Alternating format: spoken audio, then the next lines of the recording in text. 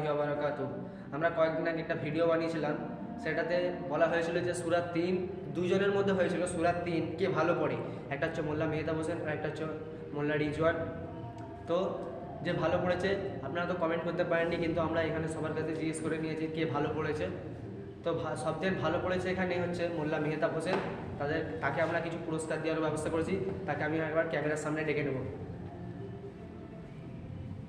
আসসালামু আলাইকুম।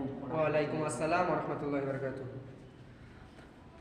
এই যে মেহতাব হোসেন কেরাতে ফার্স্ট হয়েছে, তো তাকে আমরা পুরস্কার তুলে দিচ্ছি। আমি রিজওয়ানকে বলবো আমার হাতে পাগড়িটা তুলে দিতে।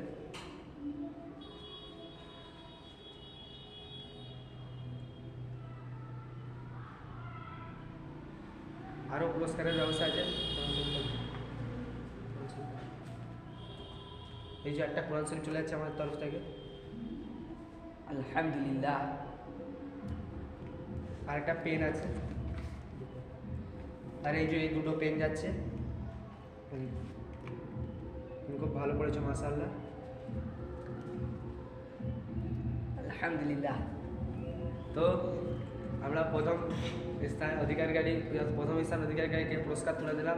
এখন আমি ডেকে নেবো মোল্লা রিজওয়ানকে, তারও পুরস্কার আছে। তো চলে আসুন আপনি ক্যামেরার সামনে।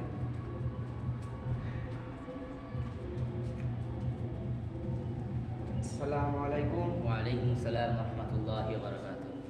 এই যে আমাদের দ্বিতীয় স্থান অধিকারী হচ্ছে ঠিকই, কিন্তু দুজনের মধ্যে হয়েছে, তো তার মানে ঠিকই আছে।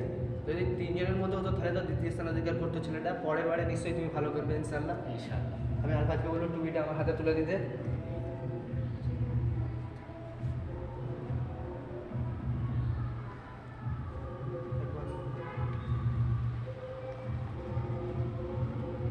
এই যে একটা কোরআন শরীফ আমাদের তরফ থেকে, আর একটা পেন আছে। আসসালামু আলাইকুম ওয়া রাহমাতুল্লাহি ওয়া বারাকাতুহু।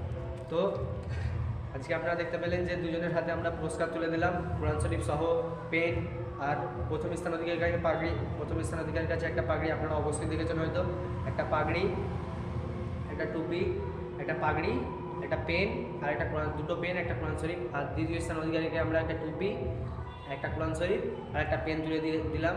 আজকের ভিডিওটা এতটুকুই। যদি কাউকে ভালো লাগে তো লাইক সাবস্ক্রাইব করে যাবে।